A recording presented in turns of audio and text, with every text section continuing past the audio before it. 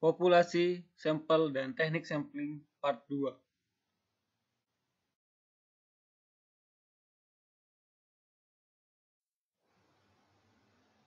Assalamualaikum warahmatullahi wabarakatuh.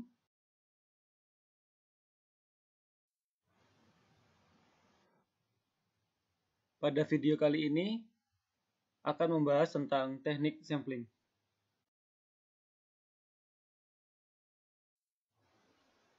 Teknik sampling. Teknik sampling adalah teknik pengambilan sampel.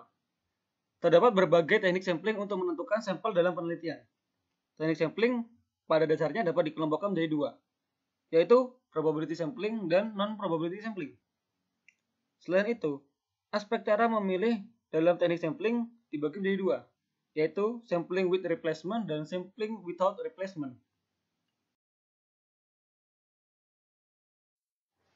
Berikut merupakan bagian teknik sampling. Seperti penjelasan sebelumnya, dalam aspek cara memilih, teknik sampling dibagi menjadi dua.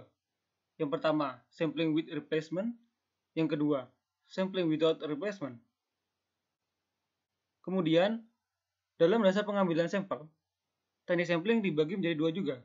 Yang pertama, probability sampling, dan yang kedua, non-probability sampling. Untuk probability sampling, terdapat 4 teknik sampling. Yang pertama, simple random sampling.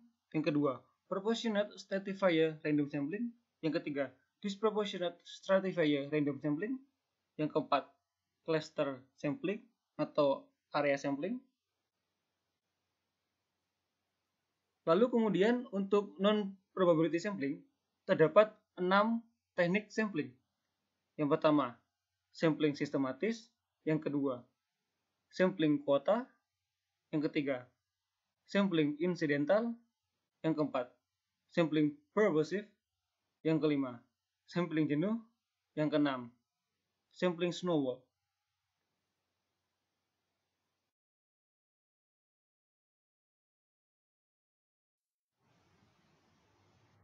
Sampling with replacement dan sampling without replacement. Yang pertama, sampling with replacement merupakan sampling dengan pengembalian. Apabila dalam proses pemilihannya, suatu sampling yang sudah terpilih dikembalikan lagi ke dalam populasi sebelum pemilihan berikutnya, sehingga ada kemungkinan terpilih lebih dari sekali. Yang kedua, sampling without replacement merupakan sampling tanpa pengembalian. Apabila suatu sampling yang sudah terpilih tidak dikembalikan ke populasi sehingga tidak mungkin terpilih lebih dari sekali.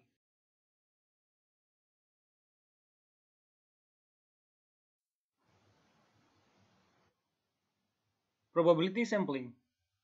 Teknik pengambilan sampel yang memberikan peluang yang sama bagi setiap unsur atau anggota populasi untuk dipilih menjadi anggota sampel. Teknik yang meliputi probability sampling antara lain simple random sampling, proportional stratified random sampling, disproportional stratified random sampling, dan cluster sampling atau area sampling.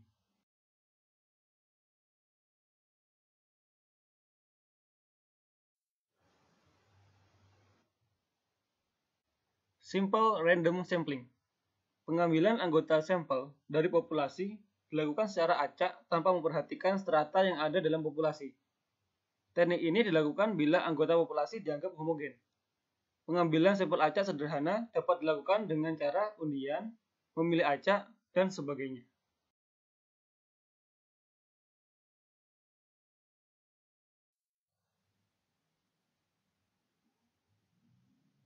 Contoh, populasi penelitian terdiri dari 500 orang mahasiswa program S2. Untuk memperoleh sampel sebanyak 150 orang dari populasi tersebut, digunakan teknik pengambilan secara acak, baik dengan cara undian maupun memilih dari daftar secara acak sehingga diperoleh sampel yang representatif.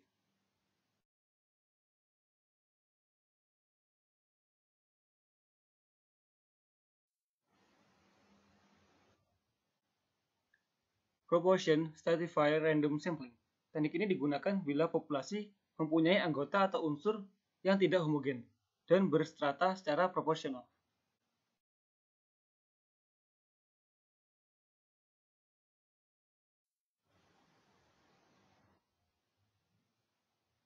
Contoh, misalnya suatu organisasi yang mempunyai pegawai dengan latar belakang pendidikan lulusan S1 45 orang, S2 30 orang, STM 80 orang, ST 900 orang, SMA 400 orang, dan D3 sebanyak 300 orang.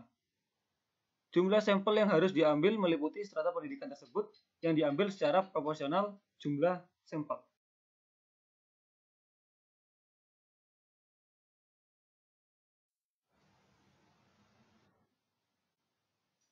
Disproportion stratified random sampling. Teknik ini digunakan untuk menentukan jumlah sampel bila populasi berstrata, tetapi kurang proporsional.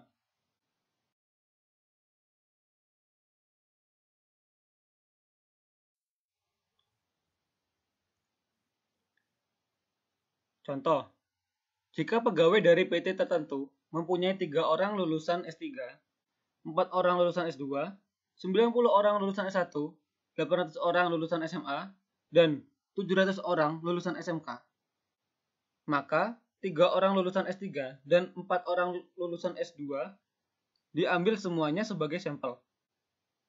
Karena dua kelompok itu terlalu kecil bila dibandingkan dengan kelompok S1, SMA, dan SMK.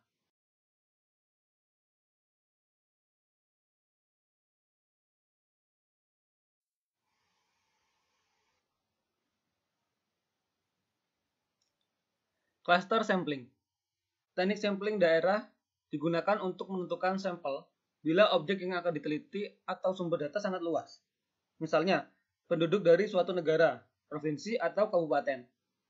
Teknik sampling daerah ini sering digunakan melalui 2 tahap. Yang pertama, menentukan sampel daerah. Yang kedua, menentukan individu pada daerah tersebut secara sampling.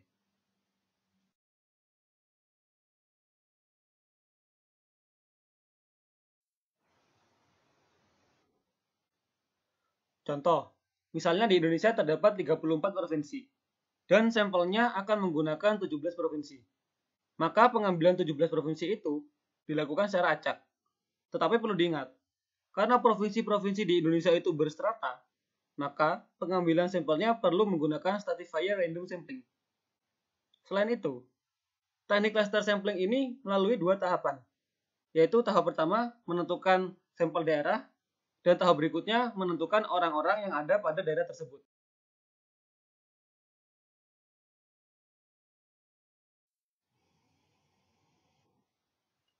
Selanjutnya kita akan membahas non-probability sampling. Non-probability sampling merupakan teknik pengambilan sampel yang tidak memberikan peluang atau kesempatan yang sama bagi setiap unsur atau anggota populasi untuk dipilih menjadi anggota sampel. Teknik yang meliputi non-probability sampling antara lain sampling sistematis, kuota, insidental, purposive, jenuh, dan snowball.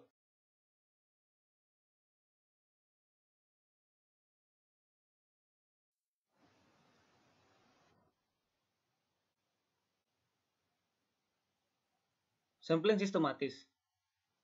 Sampling sistematis adalah teknik pengambilan sampel berdasarkan urutan dari anggota populasi yang telah diberi nomor urut.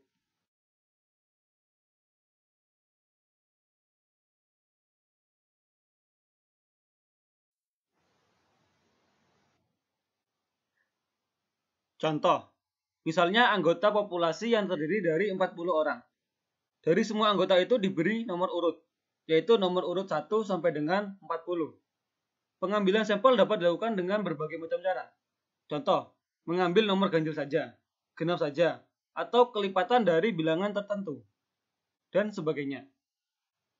Gambar berikut merupakan contoh pengambilan sampel kelipatan 3.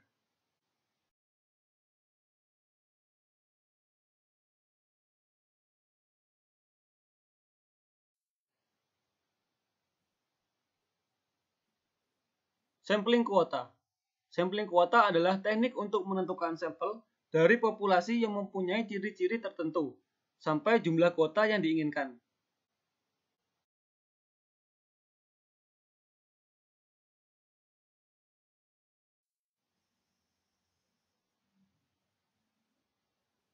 Contoh, jika penelitian harus dilakukan sampai dengan 500 orang responden, maka penelitian dikatakan belum selesai apabila responden yang didapatkan masih kurang dari 500 orang.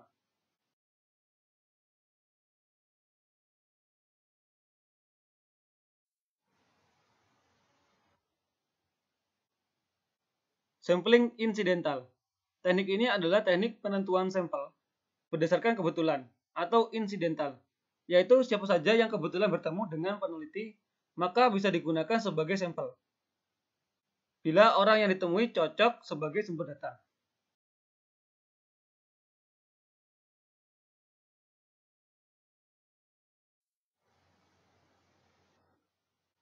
Contoh, misalnya penelitian tentang pendapat umum mengenai pemilu dengan mempergunakan setiap warga negara yang telah dewasa sebagai unit sampling. Peneliti dapat menggunakan warga negara yang kebetulan bertemu untuk dijadikan sampel.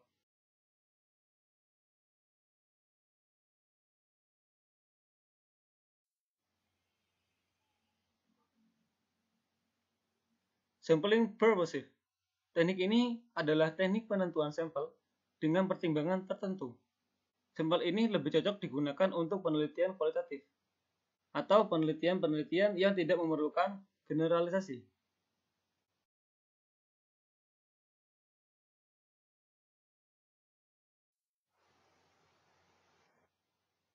Contoh, misalkan jika kita melakukan penelitian tentang kualitas makanan, maka sumber datanya adalah para ahli gizi.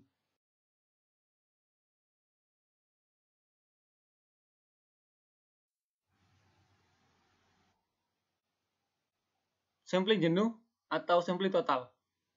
Sampling jenuh adalah teknik penentuan sampel bila semua anggota populasi digunakan sebagai sampel.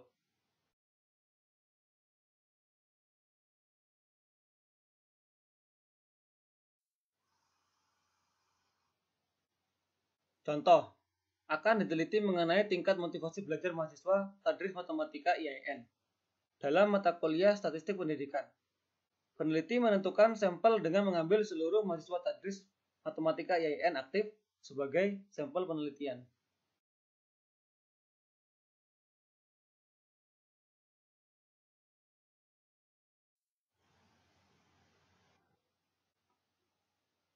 Snowball sampling. Teknik ini melakukan penentuan sampel dengan cara mula-mula berjumlah kecil, kemudian membesar. Dalam penentuan sampel, pertama-tama dipilih 1 atau 2 orang, tetapi karena data dirasa belum lengkap, maka peneliti mencari orang lain yang dipandang lebih tahu dan dapat melengkapi data yang diberikan orang sebelumnya. Begitu seterusnya hingga jumlah sampel semakin banyak. Pada bagian di samping dijelaskan mengenai teknik pengambilan sampel secara snowball sampling.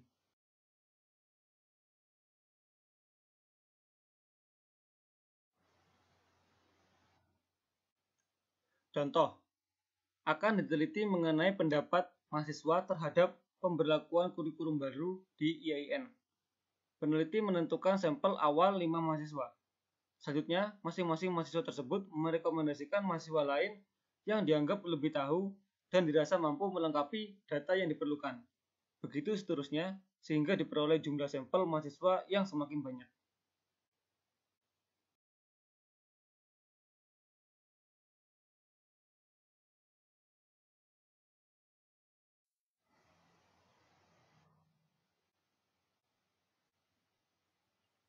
Terima kasih atas perhatiannya. Wassalamualaikum warahmatullahi wabarakatuh.